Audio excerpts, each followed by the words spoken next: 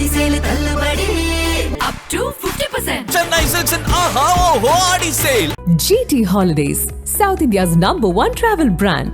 You know you are special when you're with GT Holidays. பழைய நகையை கொடுத்து White 11 monthsல அதே எடைக்கு புது நகையை எடுத்துக்கோங்க. எக்ஸ்ட்ராவா ₹1 தர வேண்டாம். Magic old gold exchange.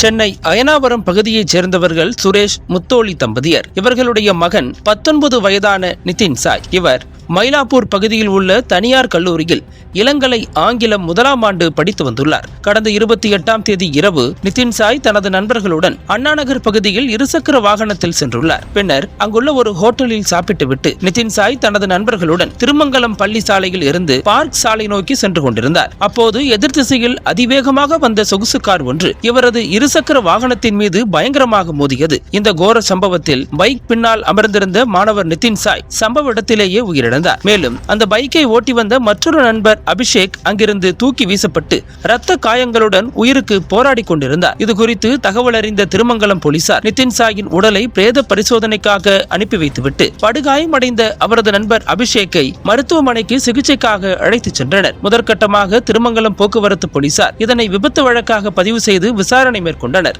ஆனால் உயிரிழந்த நிதின் சாயின் உறவினர்கள் மற்றும் நண்பர்கள் இது திட்டமிட்டு அரங்கேற்றப்பட்ட கொலை என தொடர் குற்றச்சாட்டுகளை முன்வைத்தனர். இந்த புகாரை அடுத்து ஸ்பாட்டில் இருந்த சிசிடிவி காட்சிகளை ஆய்வு செய்த போது ரேஞ்ச் ரோவர் சொகுசு காரை வைத்து வேண்டுமென்றே விபத்தை நிகழ்த்தி நிதின் சாய் கொல்லப்பட்டது தெரியவந்தது. இதையடுத்து உயிரிழந்த நிதின் சாயின் நண்பர்கள் மற்றும் பலரிடம் போலீசார் நடத்திய விசாரணையில் பெண் தொடர்பான காதல் விவகாரத்தில் கொலை நிகழ்ந்தது உறுதியானது. பிரணவ் மற்றும் வெங்கடேசன் ஆகிய இருவர் சார்பாக 2 கும்பல்கள் மோதிக்கொண்டதில் பிரணவ் சார்பாக சொகுசு காரில் வந்த திமுக பிரமுகர் தனசேகரின் பேரன் சந்துரு உள்ளிட்டோர் வெங்கடேசன் தரப்பினரிடம் கடும் வாக்குவாதத்தில் ஈடுபட்டுள்ளனர். சம்பவத்தன்று நிதின் சாய் தனது நண்பர்களுடன் பிறந்தநாள் கொண்டாட்டத்திற்காக சென்றுள்ளார். அப்போது நிதின் சாய், வெங்கடேசன் ஆகியோரை செல்போனில் தொடர்பு கொண்ட சந்துரு மற்றும் பிரணவ் உள்ளிட்ட நபர்கள் செல்போனில் ஆபாசமாக வசைபாடியுள்ளனர். இது தொடர்பாக நேருக்கு நேர் சண்டையிடுவதற்காக தனியார் பள்ளி அருகே 2 கும்பல்களைச் சேர்ந்தவர்களும் சந்தித்துள்ளனர். அப்போது சொகுசு காரில் வந்த சந்துரு, பிரணவ், சுதன் உள்ளிட்ட 5 பேர்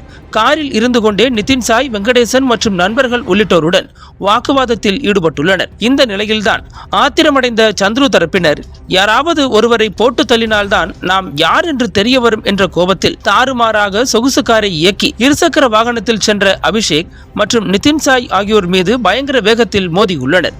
இதில் பலத்த காயமடைந்த நிதின் சாய் சம்பவ இடத்திலேயே உயிரிழந்தார் என்பது போலீஸ் விசாரணையில் தெரிய வந்துள்ளது.